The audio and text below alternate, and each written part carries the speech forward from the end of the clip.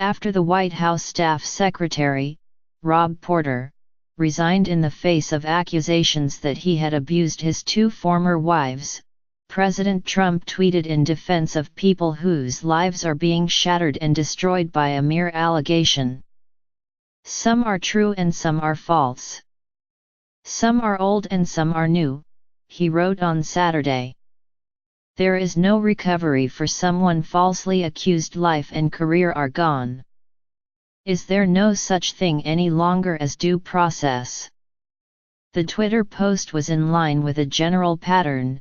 Since he became the Republican presidential nominee in 2016, Mr. Trump has defended several men accused of sexual misconduct, including himself. Even before becoming a politician, Mr. Trump weighed in on allegations against well-known men, though he did not always side with the accused. Here is a history of the president's responses to sexual misconduct and abuse allegations. Mr.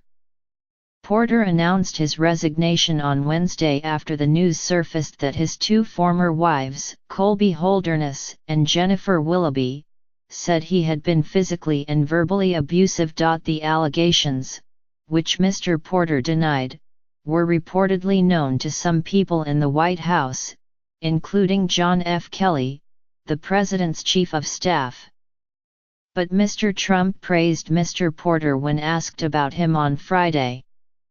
"He worked very hard," the president said, adding that he was surprised by the allegations. "He did a very good job when he was in the White House, and we hope he has a wonderful career, and he will have a great career ahead of him," he said. "But it was very sad when we heard about it, and certainly he's also very sad now." In November, Mr. Trump defended Roy S. Moore, the Republican Senate candidate in Alabama, who had been accused of sexually assaulting and preying on teenage girls. Mr. Moore denied the allegations, which dated back decades and dogged him throughout the campaign. He lost the race to Doug Jones, a Democrat. "Despite the president's support, he totally denies it," Mr. Trump said of Mr. Moore in November. "He says it didn't happen. You have to listen to him." Also, Bill O'Reilly, a host at Fox News, was forced off the network in April after the New York Times reported that 5 women had received settlements after making harassment claims against him. The president said from the Oval Office that Mr. O'Reilly, a longtime friend, should not have settled with his accusers because you should have taken it all the way. "I don't think Bill did anything wrong," he said. "I think he's a person I know well. He is a good person." Roger Ailes, the chairman of Fox News who was ousted in 2016 after claims of sexual harassment by the former anchor Gretchen Carlson, advised Mr. Trump before the presidential debates. During a July 2016 appearance on Meet the Press, Mr. Trump said he felt very badly for Mr. Ailes, who died in May 2017. "I can tell you that some of the women that are complaining, I know how much he's helped them," he said, "and now all of a sudden they're saying these horrible things about him," he added. "It's very sad. Because he's a very good person."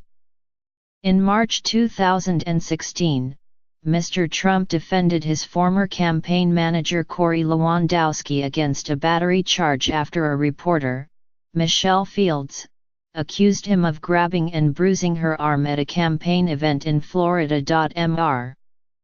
Lewandowski denied the charge, which was dropped 2 weeks later by a prosecutor. Mr. Trump criticized Ms. Fields for seeking a response to questions after a news conference had ended. "How do you know those bruises weren't there before?" he asked. "Wouldn't you think she would have yelled out a scream if she had bruises on her arm?"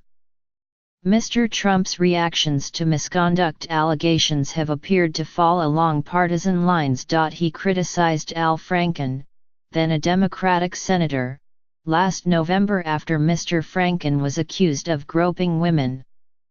A 2006 photograph appeared to show Mr. Franken, who was then working as a comedian, grabbing a woman's breasts as she slept. The Al Frankenstein picture is really bad, speaks 1,000 words, Mr. Trump wrote on Twitter.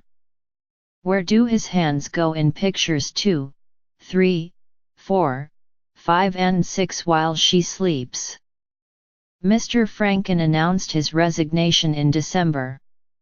I, of all people, am aware that there is some irony in the fact that I am leaving while a man who has bragged on tape about his history of sexual assault sits in the Oval Office, he said. Mr.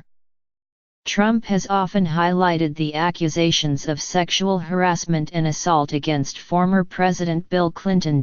During the 2016 campaign, Mr. Trump held a surprise news conference before a debate with 3 women who had accused Mr. Clinton of sexual misconduct.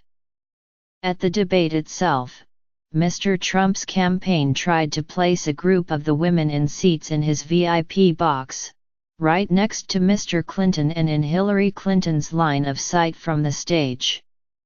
The debate's organizers blocked the stunt. Before Mr. Trump clinched the Republican nomination, he sometimes commented on high-profile cases of men who were accused of misconduct, abuse, or assault. He famously called for the death penalty for the Central Park Five, the Black and Latino teenagers who were convicted of raping and assaulting a white woman in Central Park in 1989. The men were exonerated in 2002, but Mr. Trump insisted as recently as 2016 that they had admitted they were guilty. In 1992, Mr. Trump said Mike Tyson, a friend whose boxing matches had brought crowds to Mr. Trump's casinos, should not go to jail for a rape conviction, Mother Jones reported. I don't know, after knowing Mike, I don't know how it did happen, Mr. Trump said. But it was a jury. It was a jury verdict.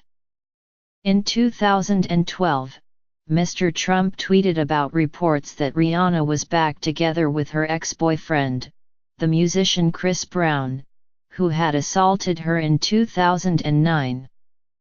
Mr. Trump wrote that Rihanna must have a death wish, adding that a beater is always a beater, just watch.